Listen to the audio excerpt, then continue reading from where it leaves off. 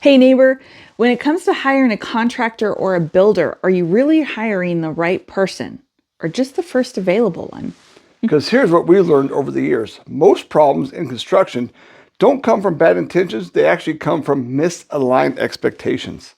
And so today, we're going to walk you through exactly what to ask a contractor or builder and whether you're hiring for a remodel or repair or a builder for a new home so you protect your time, your money, and your sanity. This will help you discover the best ways to avoid common pitfalls, whether you're an investor, a homeowner, or you're ready to build your dream home. Now, there's a couple things you really need to know between a contractor versus a builder. So we got to clarify a few things up front. And it's best to know what you actually need. A contractor and a builder are not the same thing. A contractor typically focuses on repairs, remodels, and updates. Whereas a builder is managing new construction from the ground up. But a quick note, a general contractor can be an option, but today we're actually going to focus on builders and contractors.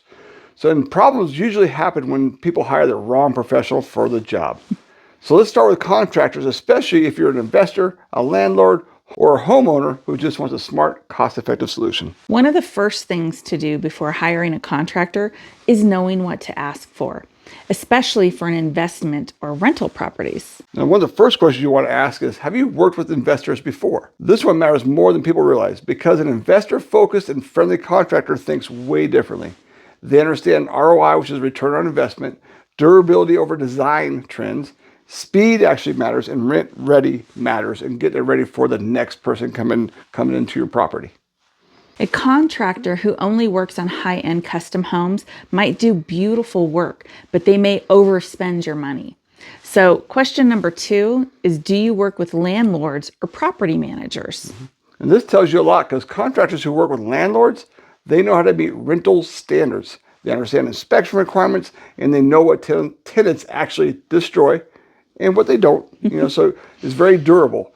And here's a key question that's tied to that is, how often do you make properties rent ready? Such a good question. Yeah. And we're saying that because rent-ready contractors move fast, solve problems efficiently, and don't overcomplicate things. And that leads to something really important. Contractors that save you money, not just spend it. So the best contractors don't default to replacement, they look for solutions. So for examples, instead of replacing cabinets, can you sand it, refinish it, paint it? Who knows? But they're going to look at different options instead of just the big money one.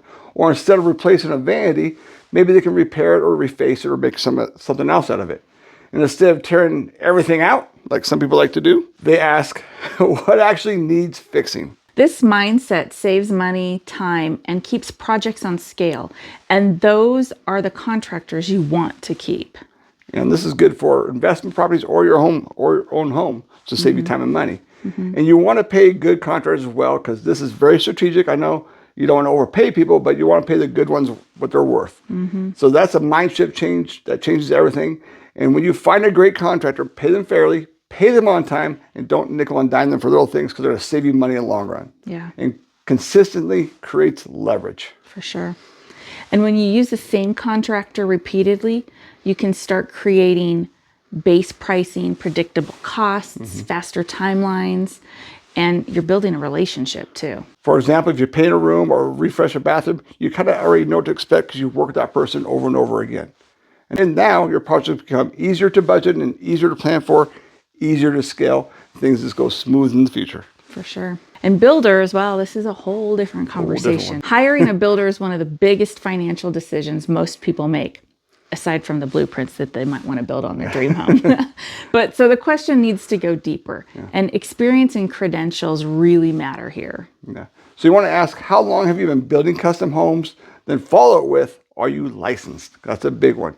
And do you carry liability insurance? Do you have workers' comp? Can you provide references and some examples of what you've done in the past? And this isn't awkward. This is protection. If something goes wrong, and sometimes it does, you want to know your investment is protected. So what is their communication and process?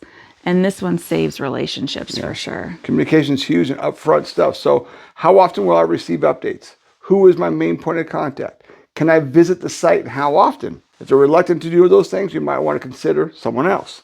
Because a builder might be great at building, But there's poor communication, the experience will feel stressful, you're unsure, and clarity here prevents frustration later. Definitely. So this is a huge one for most people as well, is communication. The next big one is the cost and contract clarity. Yeah.